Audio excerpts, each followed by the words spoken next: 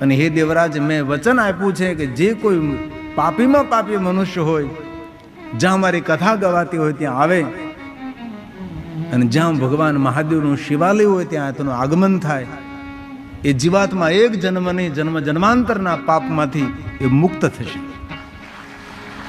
તારી અંતિમ પલ જો સુધરી હોય તો તારા માતા પિતાના પુણ્યના કારણે. અને આપણા જીવનમાં આપણે સુખી હોય તો એ પણ માતા પિતાના પણ કોઈ આશીર્વાદ હોય છે, આપણા પૂર્વજોના કોઈ આશીર્વાદ હોય છે. એટલું જરૂર કહો, તમે સૌ કથામાં બેઠા એમાં પણ કોઈ માતા પિતાના આશીર્વાદ તો હોય છે, આપણા પૂર્વજોના કોઈ આશીર્વાદ હોય છે. બાકી કઈ રીતે થઈ શકે બધું છે? ભગવાન મહાદેવ કહે છે, એ દેવરાજ, તારા માતા પિતાના પુણ્યના ફલ સ્વરૂપે અંત સમયે તું જ્યાં મારું શિવાલય હતું ત્યાં તું પહોંચી ગયો, અને જ્યાં મારી કથા ગવાતી ત્યાં તું આવી ગયો. અને ભગવાન મહાદેવ કહે, ધન્ય શિવ મહાપણસ કથા પરમ પાવન. જ્યાં મારી કથા ગવાતી હોય એ ભૂમિ તીર્થ કરતા પણ શ્રેષ્ઠ છે. કોઈ પણ સ્થાન પર જ્યાં ભગવાનની કથા ગવાતી હોય એ ભૂમિનો મહિમા ગાયો છે. એ ભૂમિ કોઈ સામાન્ય ભૂમિ નથી, મનુષ્યને પવિત્ર કરનારી ભૂમિ છે, પાવન કરનારી ભૂમિ છે, પાપ મુક્ત કરનારી ભૂમિ છે. આ સ્થળ ઉપર આપણે ભગવાનની કથા ગાઈએ છીએ. અહીંયા કોઈ અશ્વમેઘ સહસ્રાણી 1000 અશ્વમેધ યજ્ઞ અહીંયા કોઈ કરે, અને જે પુણ્ય એકત્ર થાય એ જ પુણ્ય જે ભૂમિ પર ભગવાન મહાદેવની કથા ગાવામાં આવે એ પુણ્યતા એકત્ર થાય છે. તેથી આ ભૂમિ દીક્ષિત થયેલી ભૂમિ કહેવાય છે. હમણાં ઘણા સમય પહેલા સુરતની બાજુમાં કોઈ કથા હતી, તો મેં તેને પૂછ્યું કે ભાઈ આ સ્થળ ઉપર કથા શા માટે રાખવી છે? તો એને સુંદર વાત કરી કે આ સ્થળ પર કથા એટલા માટે રાખી છે કે અહીંયા અમારે બહુમાળી ભવન બનાવવું છે, અહીંયા અનેક પરિવારો નિવાસ કરશે. તેથી આ ભૂમિ પર પહેલાં હું કથા કરું, ભૂમિ દીક્ષિત થઈ જાય અને અહીં બહુમાળી ભવન બને, અને જેટલા માણસો રહે તેને ભગવાન મહાદેવના આશીર્વાદ મળે ને તે પરિવારો સુખી થાય.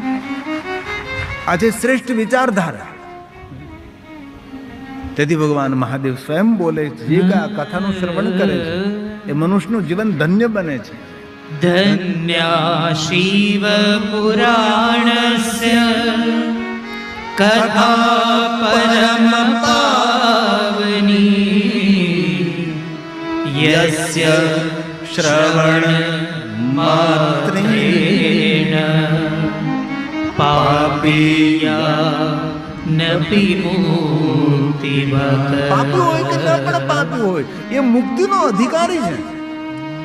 એવું નથી કહ્યું કે પુણ્યવાન માણસો, પાપી હોય કે પુણ્ય કોઈ પણ હોય, એ મહાદેવની કથાનું જ્યારે શ્રવણ કરે છે એ મનુષ્ય બહુ પાર થાય છે. તેથી ક્યારેક ક્યારેક આપણા પોતાના ભાગ્યની આપણે સરાહના કરવી જોઈએ. ભગવાન કેટલી તે કૃપા કરી છે, કેટલું કામકાજ છે, કેટલો વ્યસ્ત જીવન છે, અને ભગવાન આજે હું આપની કથાનું શ્રવણ કરું છું. અને કથા શ્રવણ કરવાનો ત્યારે જ અવસર પ્રાપ્ત થાય જ્યારે આપણા દિવસો ઉજળા આવવાના હોય, આપણા દિવસો જ્યારે સારા આવવાના હોય ત્યારે ભગવાનની કથા સાંભળવાનો અવસર પ્રાપ્ત થાય. એટલે ઉજળા દિવસોના એંધાણ છે આ ભગવાનની કથા. હું કથા કરું છું એટલે હું કહું છું એવું નથી. અનેક એવા ભાવિક ભક્તો જ્યારે મને મળે છે ત્યારે કહે છે કે બાપુ, કથા સાંભળીથી જીવનમાં આવી રીતે અપડેટ થયા, કથા સાંભળી તમારા જીવનમાં આવી રીતે બદલાવ આવ્યો, ત્યારે ખુશી થાય, એક આનંદ થાય. સવારમાં જ્યારે 9 થી 10 મળતા હોય ત્યારે ઘણા બધા ભક્તો પોતાના ભાવ પ્રગટ કરતા હોય છે. કેટલા વર્ષ પહેલા કથા સાંભળી હતી, અને કથા સાંભળ્યા પછી અમારા જીવનમાં આવી રીતે પરિવર્તન કર્યું, અમે આવી રીતે અમે જીવન જીવીએ છીએ. કેટલો આપણને ખુશી થાય, આનંદ થાય છે. તેથી જે ભૂમિ પર ભગવાનની કથા ગવાય, સદાશિવ મહાસ્થાનમ, સદાશિવ મહાસ્થાનમ પરમ ધામ પરમ પદમ. પરમ ધામને આપનારું, પરમ પદને આપનારું એ સ્થાન છે. તેથી અહીંયા આવ્યા પછી તમે કથા સાંભળો, કથામાં સાંભળેલું જીવનમાં અનુસરણ કરો કે ન કરો, પણ અહીંયા આવવા માત્રથી આપણું મંગલ થાય, આપણું કલ્યાણ થાય છે. તમે તાર અહીંયા આવીને 2-3 ઝોલા ખાઈ જાઓ, હુઈ જાઓ, હું તમને 6 વાગે જગાડી જમવાના સમયે, પણ અહીંયા આવો, માન રે મેલીને આવો રે મેદાનમાં. કયું આમંત્રણ, કયું માન, કયું સન્માન. અને કથામાં કોઈ આમંત્રણ આપણને આ જાય ને તો સમાન પુણ્ય મળે, પણ વગર આમંત્રણે જઈને બેસી જાય ને તો કરોડ ગણું વધારે પુણ્ય પ્રાપ્ત થાય છે. તેથી માન સન્માનને છોડીએ, આપણે પ્રભુની કથાનું શ્રવણ કરીએ. જેમ કોઈ જોગી બેઠો બેઠો ભગવાનનો જાપ કરતો હોય એવી રીતે ભગવાનની કથાનું શ્રવણ કરીએ. કોઈ માન કરે, કોઈ સન્માન કરે, શું જરૂર છે જીવનમાં માન સન્માનની? આપણું પોતાનું માન આપણને હોવું જોઈએ, આપણી પોતાની જાતની ઓળખાણ આપણને હોવી જોઈએ. આ જગ પ્રસિદ્ધ પંક્તિ છે અમારી. માન રે મિલીને તમે આવો રે મેદાન માને, જાણી લો જીવની રે જાન. ભગવાનને જાણી લો નહીં, જીવની જાતને જાણી લો. સનાતની પરંપરા ભગવાનને ઓળખવાની નથી, પોતાની જાતને ઓળખવાની છે. આપણે આપણો સ્વભાવ ઓળખવાનો છે, આપણી માનસિકતા ઓળખવાની છે, આપણી અંતકરણની પ્રવૃત્તિ ઓળખવાની છે, આપણી વિચારધારાને ઓળખવાની છે. કારણ કે આ વિચારધારા આપણને બહુ દૂર સુધી લઈ જશે. વિચાર ક્રાંતિ, રામ શર્મા આચાર્ય, ગાયત્રી પરિવાર. વિચાર ક્રાંતિ, સારા વિચારો કરે તે સારું કરી શકે છે. જેવા વિચાર એવું આપણું જીવન નિર્માણ થાય છે. માતા ગંગા સતીનો સુંદર બોધ છે. માન રે મિલીને તમે આવો રે મેદાન માને, જાણી લો જીવની રે જાન.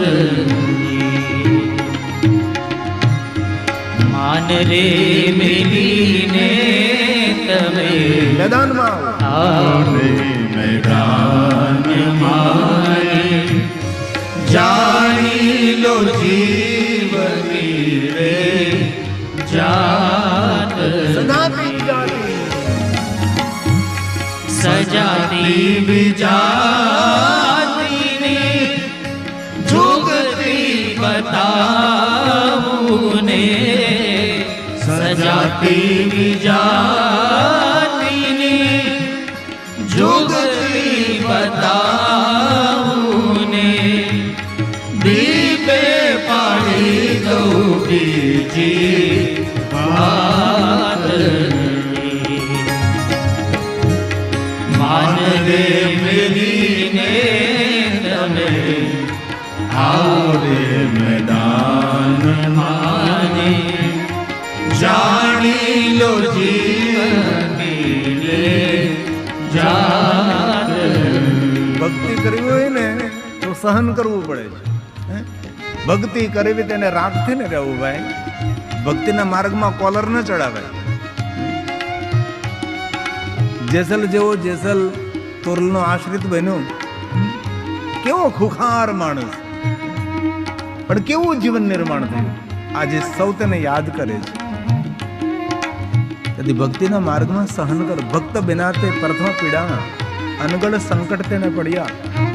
માર ખાધા વગર માટલું તૈયાર ન થાય, અને માર ખાય પછી માટલું તૈયાર થાય ને એમાં પાણી ભરાય, બીજાને શીતળતા આપે છે. ટાંકણા ખમે ત્યારે મૂર્તિ નિર્માણ થાય ને મંદિરમાં ભગવાન થઈને પૂજાય.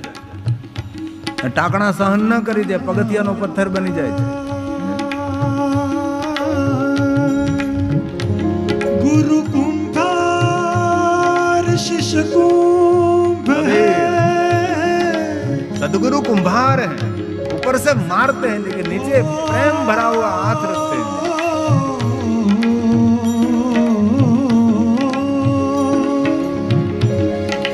गुरु कुंभार शिष्य ભક્તિ કરવી તેને જતું કરતા આવડવું જોઈએ. અને ઘડી ઘડી કાઢે, ગુમાવે તેને ઘણું મળે. જતું કરે તેનું કાંઈ નથી જતું, જતું નથી કરતા તેનું બધું જતું રહે. જીવનમાં જતું કરો. ગુરુ કુંભાર શિષ્ય કુંભ હૈ, અને ઘડી ઘડી કાઢે ખો. કથા સાંભળ્યા પછી આપણા જીવનને આપણે અલગ દિશા આપવાની છે, અલગ મોડ પર લઈ જવાનું છે. નગરના, ગામના, પડોશીને, ઘરના, પરિવારને સૌને ખબર પડવી જોઈએ ક્યાંક પરિવર્તન દેખાય છે. જીવનમાં કથા સાંભળ્યા પછી પરિવર્તન નહીં કરીએ તો નવું આવર્તન ક્યારે કરી શકીએ આપણે? તેથી વર્તમાનને મંગલમય બનાવવું તો પરિવર્તનની બહુ આવશ્યકતા છે. તેથી ભક્તિ કરવી તેને રાગથી નહીં રહેવું ભાઈ.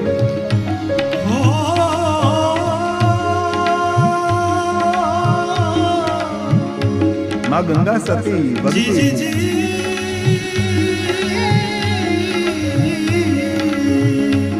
ગુરુ કુંભાર શિષ્ય કુંભ અને ઘડી ઘડી કાઠે ખો અંતર સે રક્ષા કરે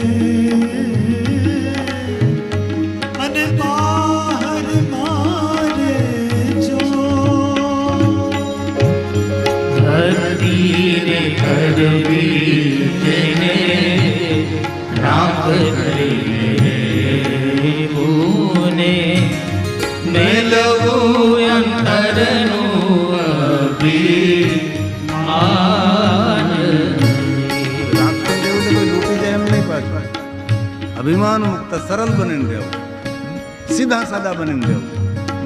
કેટલી સુંદર ઉપદેશક પંક્તિ છે આ. ગંગા સતીના એક એક ભજનો જીવનનું મોટું મોટિવેશન છે. દૂર જવાની જરૂરી નથી. કેટલી સુંદર પંક્તિ છે. ભક્તિ રે કરવી જેને કેવી રીતે રહેવું? રાખ થઈને રે બોલે ને બોલવા જો, કહે ને કહેવા જો. મેલવું અંતરનું અભિમાન.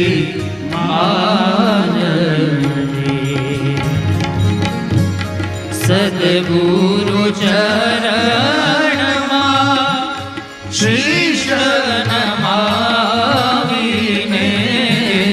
સદગુરુ ચરણમાં શીશ નમાવીને સમજવી ગુરુજીની શાન રે. ભક્તિ રે કરવી જેને રાખ થઈને રહેવું ને મેલવું અંતરનું અભિમાન. મેલવું અંતરનું અભિમાન. મેલવું અંતરનું અભિમાન. ભગવાન મહાદેવ કહે છે, દેવરાજ તારા માતા પિતાના પુણ્યથી તું કૈલાસના દ્વાર સુધી પહોંચ્યો છે. હવે માગ તો મારી પાસે. દેવરાજ કહે, ભગવાન માગવાનું કયો મારો અધિકાર? મેં તો બહુ પાપ કર્મો કર્યા છે, એક પણ પાપ છોડ્યું નથી, પણ મારા માતા પિતાનું કોઈ સારું પુણ્ય હતું. તેથી મને ભગવાન મહાદેવ આપના દ્વારે હું પહોંચ્યો છું. ભગવાન બસ હવે મને જન્મ અને મૃત્યુના ફેરામાંથી મુક્ત કરો.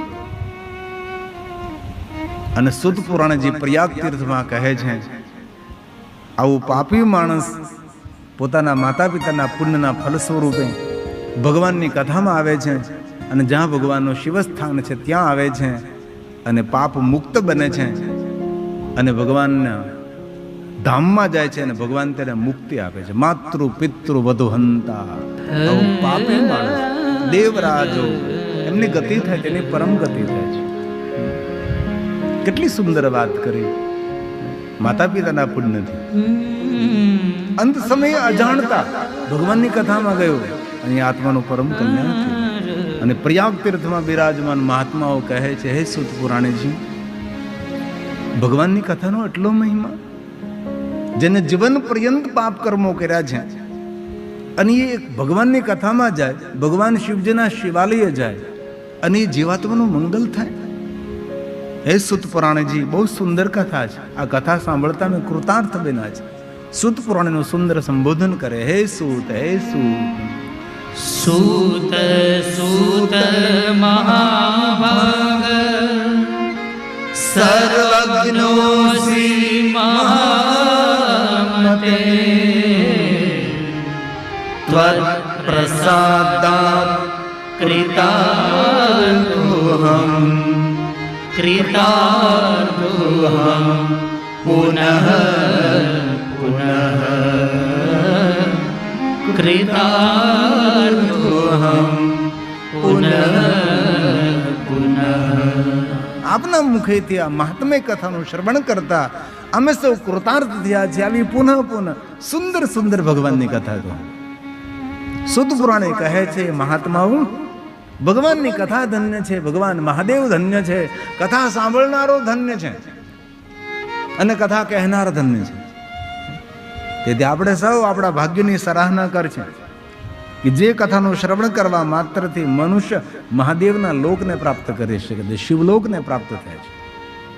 બહુ હૃદયથી એક વાત કહું છું, અનેક સત્કર્મો કરવાથી પુણ્ય મળે છે, પણ જે કથા સાંભળવાથી પુણ્ય મળે છે ને એવું પુણ્ય દુનિયાને કોઈ સ્થાનેથી ન મળી શકે.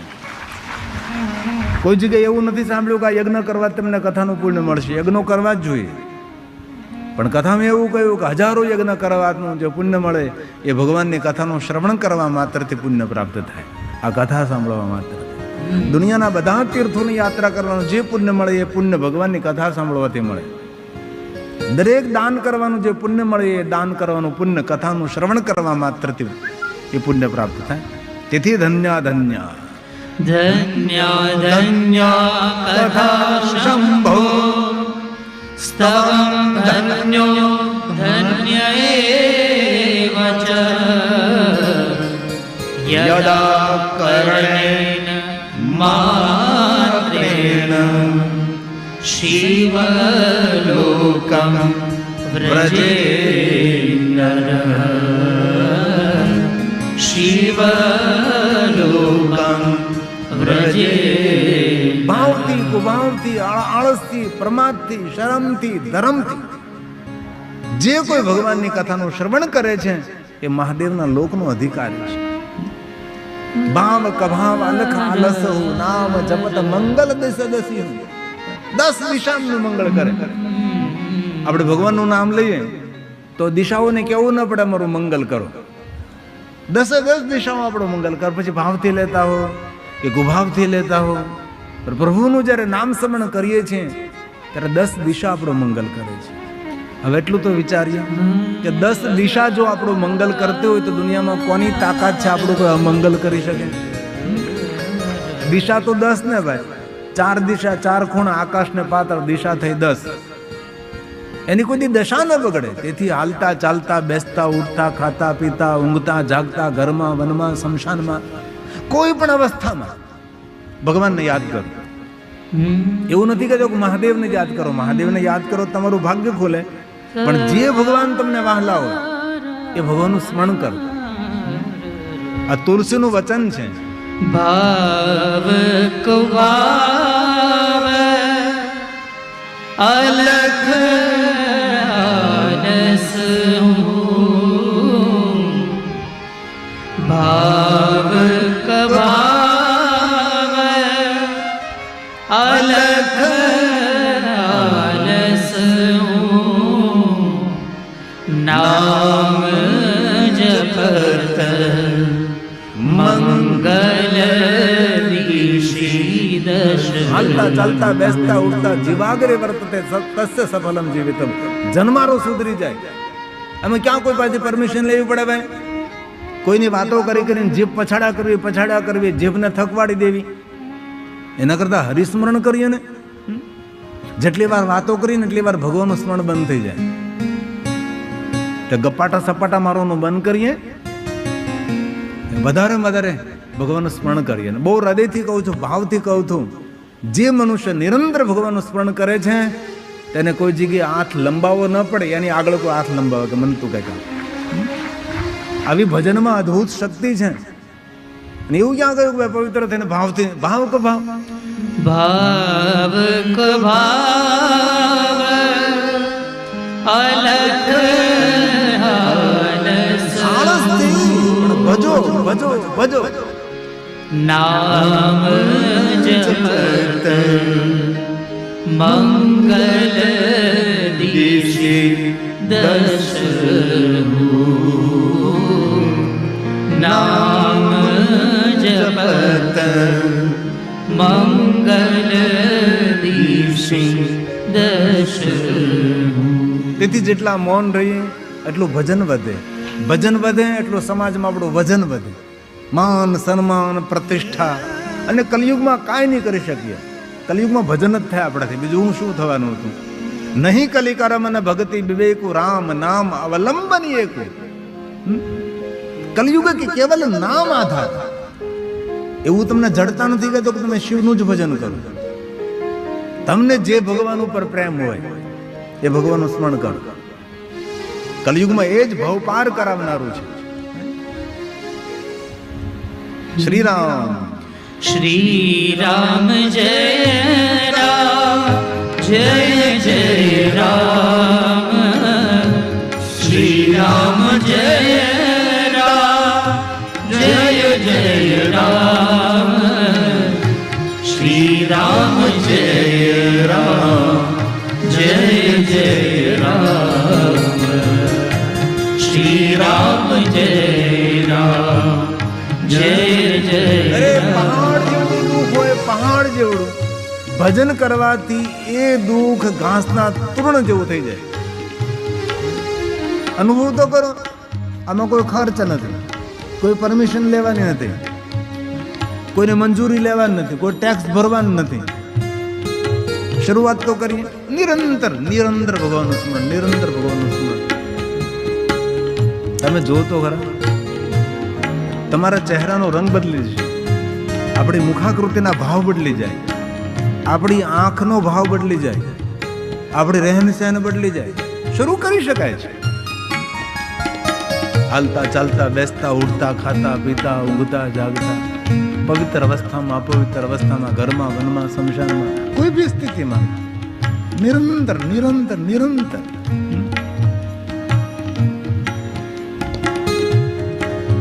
જેટલા જેટલા દુનિયામાં મહાપુરુષો થયા તેને ભજન કર્યું છે, નામ સ્મરણ કર્યું છે. એવું નથી કહેતો કે તમને હું કે તમે ઘરના ખૂણામાં માળા લઈને બેસી જાઓ. કરતા જાઓ ઘરનું કામ ને લેતા જાઓ. બોલો તો ખરા. હા, તો પછી કરતા જાઓ ઘરનું કામ, લેતા જાઓ તો પછી लूट सके तो लूट ले, કેટલો સરળ ઉપાય છે ભવ પાર થવા માટે. राम नाम की વ્યર્થ ચિંતનમાં, વ્યર્થ વાતોમાં, વ્યર્થ વિચારોમાં, વ્યર્થ પ્રવૃત્તિમાં જીવન ગુમાવવું એ તો મૂર્ખા લોકોનું કામ છે.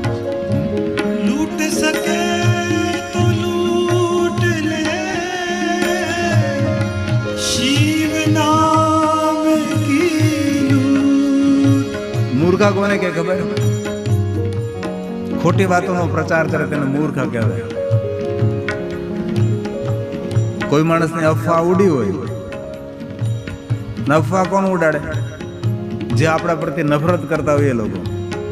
આપણા પ્રત્યે જેને નફરત હોય એ લોકો આપણે ખોટી અફવા ઉડાડે અને મૂર્ખાઓ તેનો પ્રચાર કરે. સીધી વાત છે ને. અને બુદ્ધિ વગરના લોકો એ વાતને સત્ય જાણ્યા વગર સ્વીકારી લે. સીધી જ વાત છે ને, એને અફવા કહેવાય. અને દુનિયામાં લગભગ આવા માણસો છે. સાંભળેલું પણ ખોટું હોય અને આંખે જોયેલું પણ ખોટું હોય છે. તેથી ઘણીવાર મેં કથામાં કહ્યું, માણસ કામમાં કાચો ચાલે, લખવામાં કાચો ચાલે, વાંચવામાં કાચો ચાલે, વ્યવહારમાં કાચો ચાલે, પણ કાનનો કાચો ક્યાંય ન હાલે. માણસ કાનના કાચા નહીં હોય છે, કાનથી પરિપક્વ હોય છે. તેથી નિર્ણય લેવાનો છે, આજથી આપણે ભજન કરીએ. કરતા જાઓ ઘરનું કામ, લેતા જાઓ. બસ એટલું કરજો એટલે બેડો પાર. આપણે જયેશભાઈનું કરેલું આયોજન આપણે સફળ. જે તમને ગમે, એવું નથી કહેતો કે રામને છે, એવું નથી કહેતો કૃષ્ણને, એવું નથી કહેતો શિવજીને. તમારા જે ઈષ્ટદેવ હોય તેનું ભજન કરો. માતાજી હોય તો માતાજીનું ભજન કરો. બાકી રામજી તો છે જ. શ્રી રામ જય રામ જય જય રામ. શ્રી રામ જય રામ જય જય રામ. શ્રી રામ જય રામ જય જય રામ. શ્રી રામ જય રામ જય જય રામ શ્રી રામ જય રામ જય જય રામ શ્રી રામ જય રામ જય જય રામ શ્રી રામ જય રામ જય જય રામ શ્રી રામ જય